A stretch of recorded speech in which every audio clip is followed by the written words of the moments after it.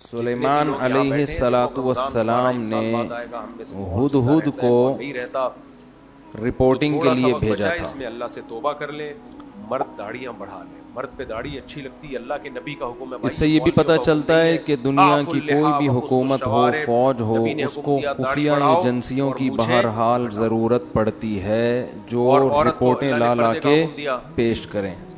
عید کی نماز 7:30 بجے ہوگی انشاءاللہ. سلیمان علیہ السلام نے بیٹھی ہوئی بیان سن رہی ہیں, ہدہد کو کہا کہ تو غیر حاضر تھا, لیکن جب تک غیر حاضری کی مضبوط دلیل پیش نہیں کرے گا اس وقت تک تیرا عذر قبول نہیں. آج کل خواتین سب کچھ کرنے کے لیے اور اس کو پرچہ پکڑا دیا کہ ملکہ سبا جس کے بارے میں تیرا یہ دعویٰ ہے کہ اس کی ایک بہت بڑی حکومت ہے, بہت شاندار جاندار حکومت, اور وہ اللہ کو چھوڑ کر سورج کو سجدہ کرتے ہیں, ہم مسلم ہیں, تو میرا یہ خط ہے, یہ ملکہ سبا کو لے جا کے پکڑا دے, سگی بہن کی طرح, اور دیکھتے ہیں وہاں سے جواب کیا آتا ہے. کزن سے نکاح جائز ہے یا اسی نہیں, سے اندازہ ہو جائے گا کہ یہ واقعی سچ کہہ رہا ہے یا جائز ہے جھوٹ. پھر اس پر لازم ہے کہ وہ اپنے کزن سے ہدہد نے لے جا کے وہ ملکہ سبا کو پکڑا دیا. پہلے زمانے میں پرندوں کے ذریعے خط و کتابت ہوتی تھی, سلوک بہنوں والا کرو, یہ رشتہ ہے نا, اس کے لیے پرندے استعمال ہوتے تھے. پرندوں کو سدھایا جا سکتا ہے, بعض پرندوں کو, ہر ایک پرندے کو نہیں. نظر کی حفاظت. اچھا یہ جو ہدہد جس کو آج ہم ہدہد کہتے ہیں, یہ وہ والا ہدہد نہیں ہے, محرم ہے, کچھ نام چینج ہو گئے ہیں. رہتی ہے وہ محرم نہیں ہو جاتی. تو آپ کی کزنیں تو حضرت سلیمان علیہ السلام نے خط لکھا, کزنیں فری ہو رہی ہیں, تھوڑا انہو من سلیمان, پہلے نام لکھا, یہ کس کی طرف سے ہے؟ سلیمان کی طرف سے. آپ پہ فرض نہیں ہے, لیکن آپ پہ یہ فرض ہے کہ وَإِنَّهُ بِسْمِ اللَّهِ الرَّحْمَنِ الرَّحِيمِ, بولو. اور اس کا مضمون یہ ہے, اللہ کے نام سے شروع کرتا ہوں جو بڑا مہربان اور نہایت رحم کرنے والا ہے. منافقت کیوں کر رہے ہو بھائی؟ بڑی جان ہے اس مسلمانوں کلمے کے میں. قبرستان میں ہونا ہے, آج لوگ تحریر سے پہلے بسم اللہ نہیں لکھتے, یا تو 786 لکھ دیتے ہیں, یا لکھتے ہی نہیں کہ کہیں پیپر گر گیا تو بید بھی نہ ہو جائے. یہ وہمی ہونے کی علامت ہوتی ہے. اتنا زیادہ ادب تمیز کہ آپ کوئی کام ہی چھوڑ دیں, پیڑے کھانے کے لیے مسلمان بنے, پھر تو کہیں بھی نہیں لکھنا چاہیے, پھر تو قرآن میں بھی نہیں لکھنا چاہیے. کئی بعض دفعہ قرآن انسان کے ہاتھ سے غلطی سے گر جاتا ہے, اللہ تعالیٰ حفاظت میں رکھے. جلاؤ, اس پہ آگ لگاؤ. اتنا زیادہ نہیں مسلط کرنا چاہیے اپنے آپ کو, اپنے اوپر ان چیزوں کو. ادب ایک حد تک ہو تو ٹھیک ہے, اس سے آگے بڑھے گا تو ٹینشن کے علاوہ کچھ بھی حاصل نہیں ہوگا.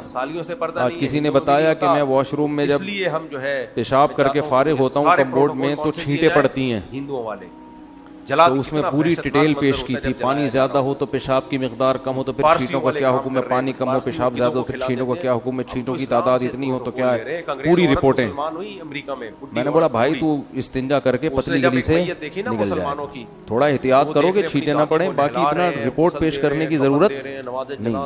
پتلی گلیاں کیوں بنائی جاتی ہیں بھائی؟ اس لیے تو بنائی جاتی ہیں بھائی, اگلے نے بھی انتظار کر رہا ہے, وہ باہر کھڑا ہوا, اس کی چھینٹوں کا اس کا تو سب کچھ حساب کتاب ہے نا, وہ اس کی پینٹ میں ہو جائے گا تمہاری چھینٹوں کے چکر میں. بچے پوچھتے ہی نہیں ہیں تو جتنی مسلط کر لیتے ہیں اپنے اوپر.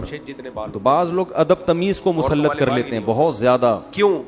دیکھو اگلی صف میں لوگ قرآن پڑھتے ہیں, مسجد میں پچھلی صف میں قرآن ہی نہیں پڑھتے بیٹھ کے, اس لیے کہ وہ کہتے ہیں اگلے والے کی پیٹھ ہو رہی ہے. کچھ نہیں ہوتا بھائی, اگر ہو رہی ہے تو اب یہ تھوڑی کہ وضو خانے تک کوئی قرآن ہی نہیں پڑھ سکتا بیٹھ کے. یہ تو مجبوری ہے, جب صفوں میں بیٹھیں گے تو پشت سے بچنا ممکن نہیں ہے, تو کوئی مسئلہ نہیں ہے. اگلی صف میں بھی لوگ قرآن لے کے بیٹھ جائیں, پچھلی صف میں بھی بیٹھ جائیں لوگ لے کے, اس بہانے تلاوت تو کریں گے نا. اسلام سے لے رہے, ہاں جان جان کر بے ادبی کرنا یا وہ طریقہ اختیار کرنا جس میں واضح توہین ہو, یہ جائز نہیں ہے. تو ہمارے ہاں عربوں میں ایسا ہوتا ہے کہ پچھلی صفوں میں بھی لوگ قرآن پڑھتے ہیں, انڈیا پاکستان میں ہوتا ہی نہیں ہے, قرآن کی تلاوت ہی نہیں ہوتی مسجدوں میں اس چکر میں. بولو دیور اور جیٹ سے. اچھا تو حضرت سلیمان علیہ السلام نے خط لکھا, بسم اللہ الرحمن الرحیم, اللہ کے نام سے جو بڑا مہربان اور نہایت رحم. کیا جان پیدا ہو جاتی ہے اس سے آپ کی تحریر میں. اور آگے مضمون دیکھو, اللہ تعالی علیہ, بس چہرے پہ تھوڑا سا پردہ ڈالا, سرکشی مت کرو, چائے رکھ دی, کھانا رکھ دیا, وَأَتُونِي مُسْلِمِينَ, فرما بردار بن کے چلیے. ہم سارے ہو رہے ہیں گھر میں, یہ نہیں کہ گھر میں برقع پہن کے ہاتھوں میں گلس پہن کے اپنے سائن یا اسٹیمپ جو بھی لگا کے بس بند. یہ نہیں ہے اتنی سی سارے بات کام ہو لیکن پردے کے ساتھ ہو. آپ بے تکلف میں نے اس دن بیان کیا تھا نا کہ زیادہ بولنا کس کی علامت ہے؟ خیریت پوچھ سکتے ہو آپ. تو سلیمان علیہ السلام نے ٹو دا پوائنٹ بات کی. گاڑی میں لے جاؤ, بائک پہ نہیں بٹھا کے لے کے جاؤ اپنے ساتھ. اب سوال پیدا ہوتا ہے بھائی یہ کیا دھمکی ہو گئی یار, بیٹھے بیٹھے کسی کو بھی دھمکی لگا دو. ان کی پوری گورنمنٹ ہے, پوری ریاست ہے, گاڑی میں لے جا سکتے ہو آپ, پورا ایک کنٹری چلا رہے ہیں اور آپ ان سے کہہ رہے ہو کہ انسان کے بچے بن کے چلے آؤ, چھوڑ دو گورنمنٹ, اپنی حکومت چھوڑ دو.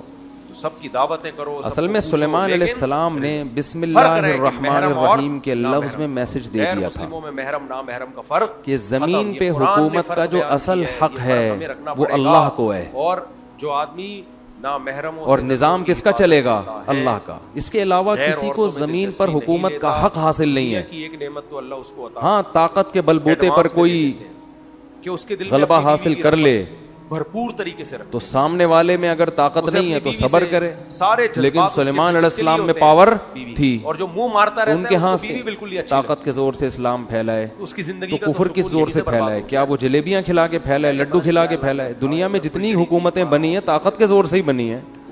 ہندوستان میں مہاراجے آئے, انہوں نے لڑ لڑ کے علاقوں پہ قبضے کیے. امریکہ دریافت ہوا تو لڑائیاں ہوئی ہیں, کالوں کو مارا ہے. آسٹریلیا میں تو کالوں کو, لاکھوں کالوں کو ایسے مارا ہے بندوقوں سے جیسے اس زمانے کا ہم ہرن کا شکار کرتے ہیں, اس طرح سے مارا ہے. دنیا میں کہیں بھی کوئی گورنمنٹ پاور کے بغیر نہیں بنی بعد ہے. میں متاثر ہوتا ہے نا, پہلے دعوت اس کے بعد پھر وہ جمہوری نظام آیا جملہ رکھا ہوا ہے گورنمنٹ بننے کے بعد کہ اب ملک کے حاکم کی سلیکشن کیسے ہوگی. یہ بیکار کی ہے.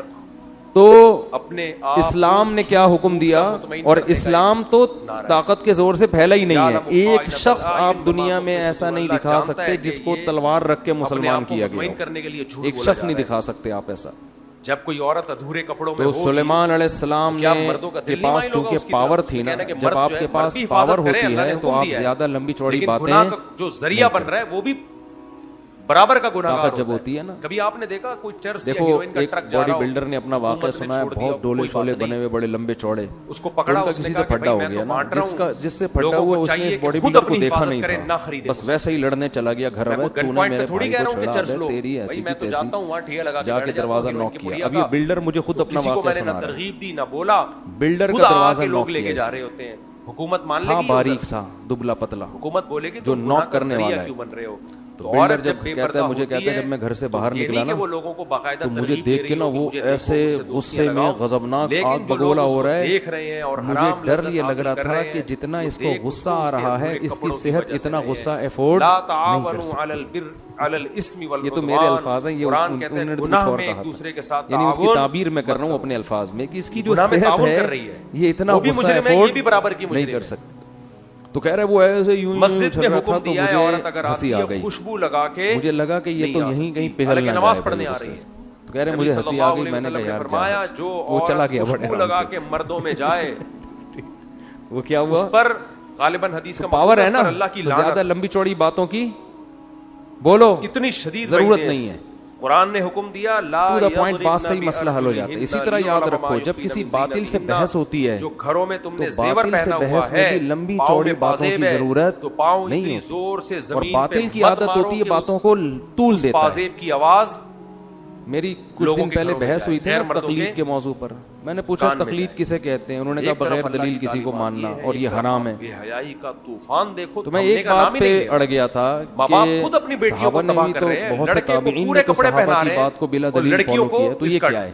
بچیوں کو تو پوری بحث میں اس کا جواب بے حیا بنا رہے نہیں آیا. کہہ رہے نہیں اتنی سی بچی ہے تو وہ بھی تو اتنا سا بچہ ہے. کھینچتے رہو بحث کو, کھینچتے رہو. منکرین حدیث سے دو چار کی طرح ہم باتیں پوچھتے ہیں کہ اگر حدیث حجت نہیں ہے, ماڈرن بننے کی کوشش.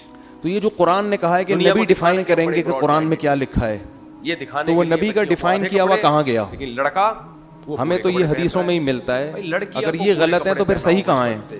قیامت تک منکرین حدیث بغلے جھانکتا رہے گا, اس کا جواب نہیں دے گا, بات کو گھمائے گا. وہ بچپن سے پورے کپڑے باطل ہمیشہ بات کو کیا کرتا ہے, اس کی حیا دائیں بائیں گھماتا ہے. قادیانی سے آپ پوچھ لیں اس میں اتنی کہ فرض کر لو نبی صلی اللہ علیہ وسلم آخری نبی نہیں ہے, نقل کفر نہ باشد, فرض کر لو, تو اس سے یہ کہاں ثابت ہوتا ہے کہ مرزا نبی ہے؟ مرد کے لیے حکم ہے نظر کی حضرت عیسیٰ آخری نبی نہیں تھے تو کیا ان کے بعد جو بھی نبوت کا دعویٰ کرے وہ نبی ہوگا؟ سنا یہ ایسا تھوڑی ہے. کرنے والوں کی توبہ. آپ کے ذمے یہ نہیں ہے کہ ختم نبوت کا مسئلہ آپ کے ذمے مرزا کو نبی ثابت کرنا ہے. تو آؤ اس پہ بات کرتے ہیں کہ مرزا شریف آدمی بھی تھا یا نہیں تھا. آپ شرافت ثابت کر دو, نبی ہم خود ہی مان لیں گے. قادیانی الٹا لٹک جائے گا مگر اس بحث پہ آمادہ نہیں ہوگا, کیونکہ اس کی کتابوں سے پتہ چلتا ہے کہ وہ شریف انسان نہیں تھا, اسی کی کتابوں سے. سمجھتے نہیں ہو, میرا خیال ہے بات.